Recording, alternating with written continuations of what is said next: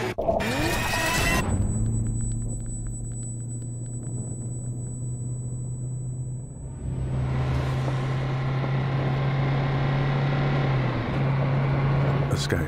in the all-new Tank 300. See you out there.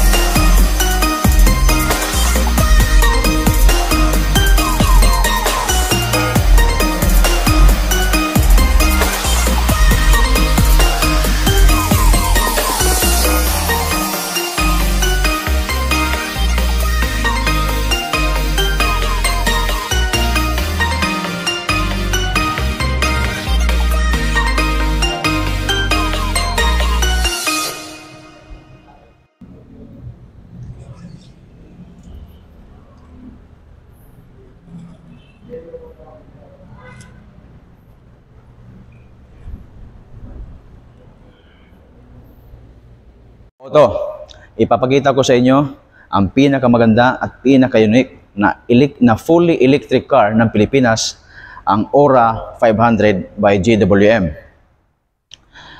Meron siyang tinatawag na FAB. Ibig sabihin ng FAB, magiging favorito mong fully electric car or fabulous car. Ibig sabihin ng FAB is features, advantage, and benefits. Ang merong FAB si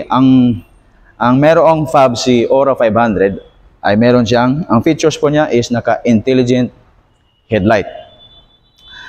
Advantage po nun, pag tumatakbo kayo ng 50 kilometers per hour pataas, nag-automatic high beam po siya. So ibig sabihin, binibigyan niya agad kayo ng long visibility sa kalsada.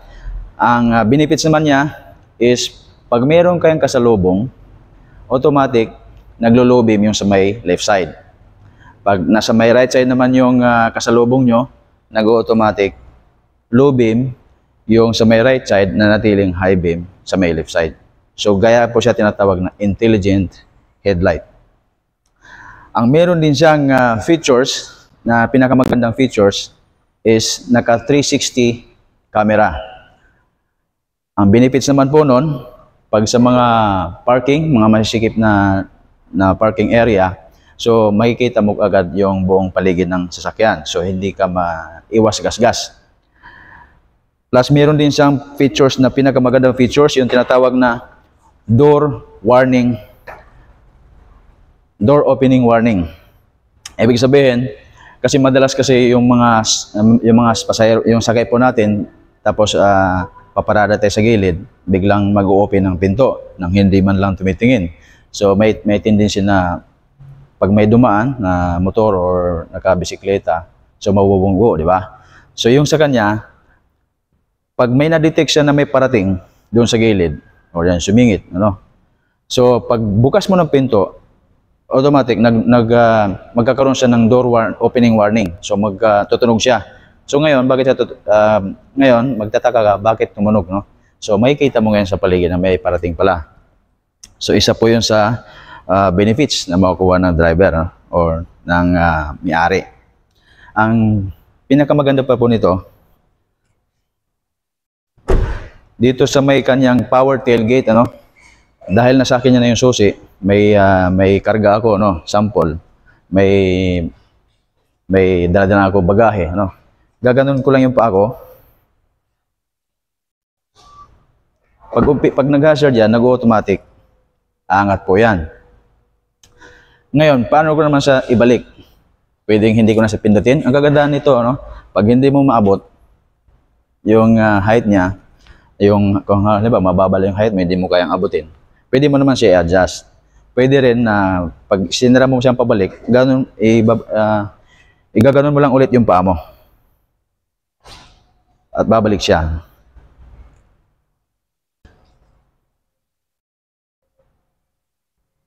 So dapat yung paa mo dito tatama. Sa may pinaka-lalim konti, yung tatamaan. Kasi nandun yung sensor niya eh. Tapos yung size naman ng gulong niya, naka 215 by 50 round 18, ano? So lahat po 'yan naka disc brake. Then kung mapansin niyo, meron din siyang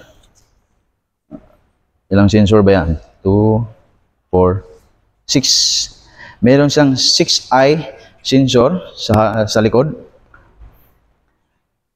2.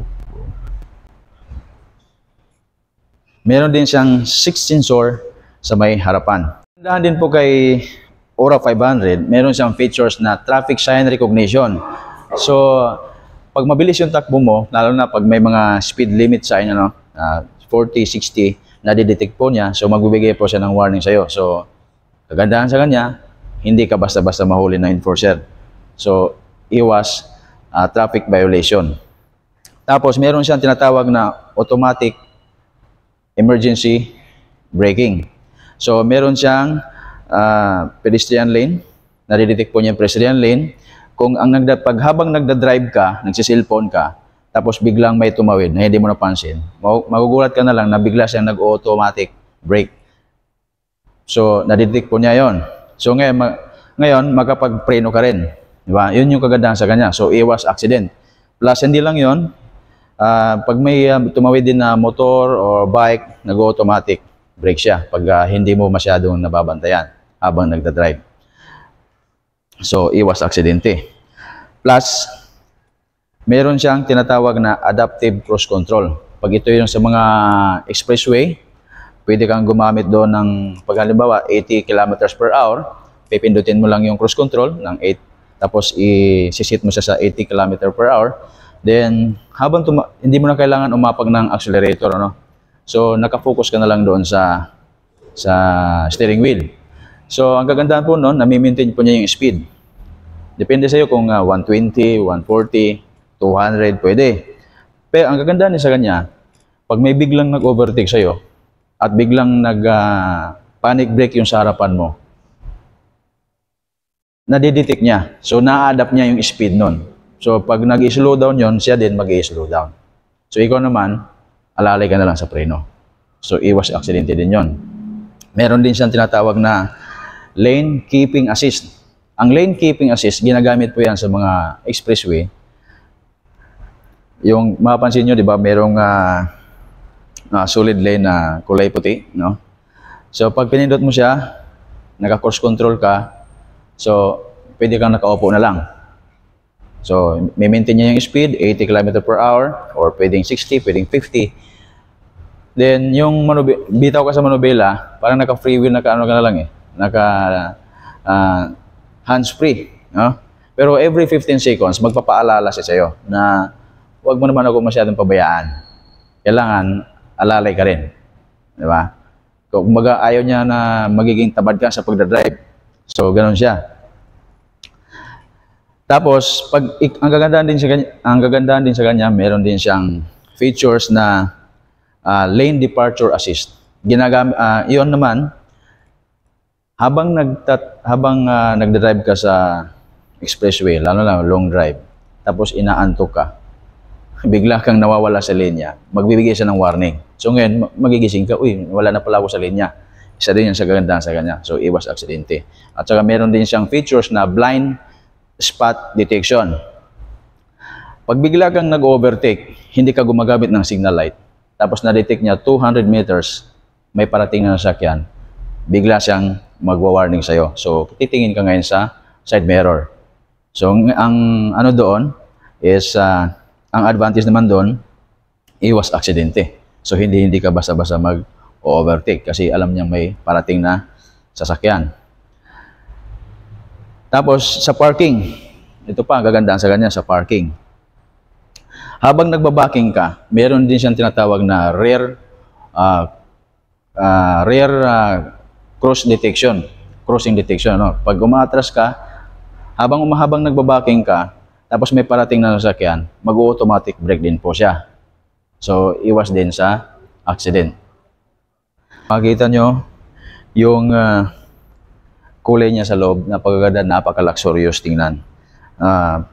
Pag ikaw tumingin, kala mo na sa halagang 4 million, 3 million yung halaga ng sasakyan, ano? Pero hindi. Meron na siyang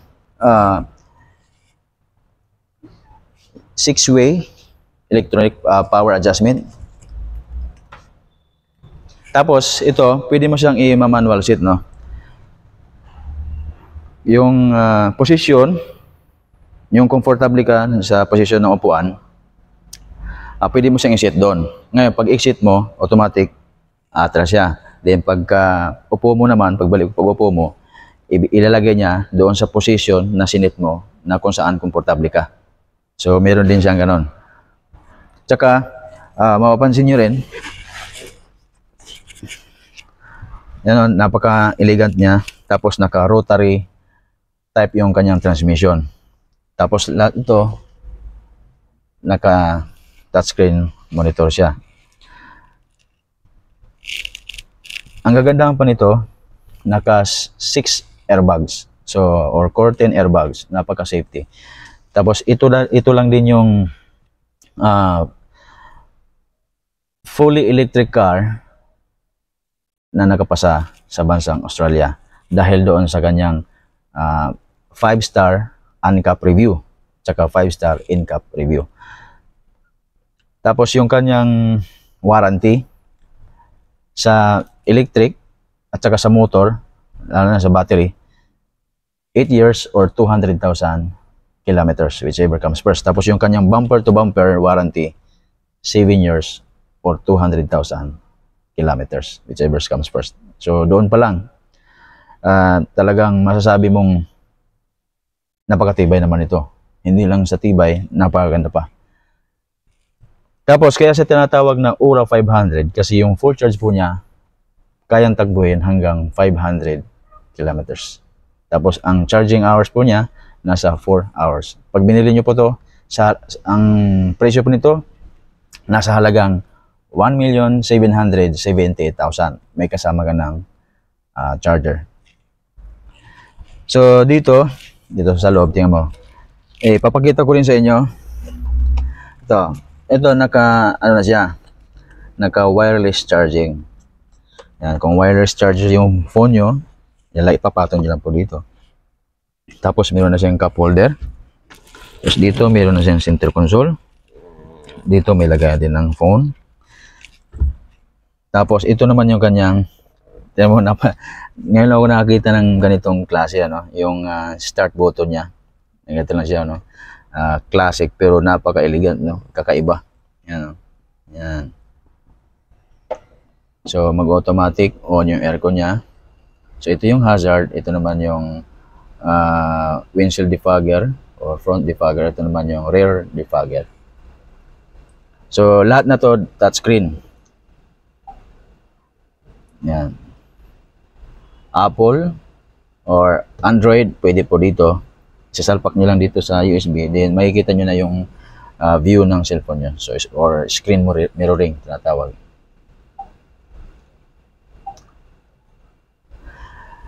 Ang kanyang speaker naman, kagandahan, ang kanyang speaker naman, ito ang pinakamagandang speaker din na narinig ko, no? Infinity.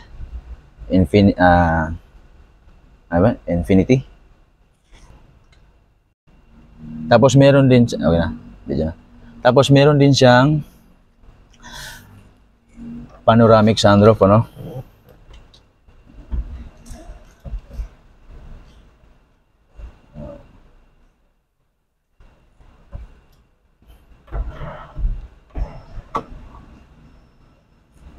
Moonroof lang to, moonroof kasi kalahati lang. So moonroof lang siya. So meron siyang panoramic moonroof.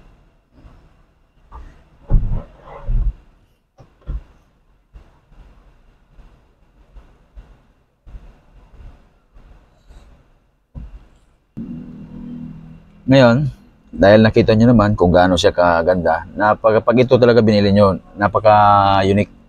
Tapos matutuwa talaga kayo sa kanyang sa loob niya kasi very luxurious talaga. Tapos sa halagang 1,778,000, grabe. Dala po natin ngayon, Aura 500 dito sa may expressway. Kung makikita nyo dyan sa may cluster, yan, okay. Kitang-kita niya sa kanyang kamera na mayroong mga sasakyan sa harapan.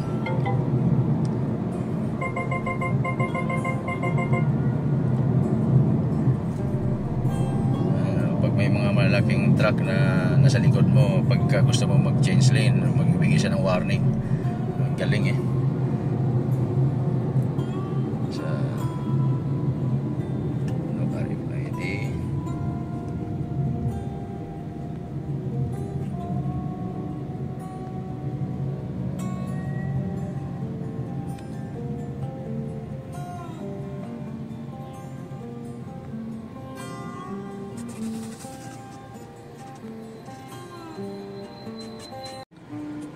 Aura 500. Ayan, dala natin ngayon mga ka-auto, Aura 500. Ganito pala talaga ang fully electric vehicle, ano, tahimik, sumisipa.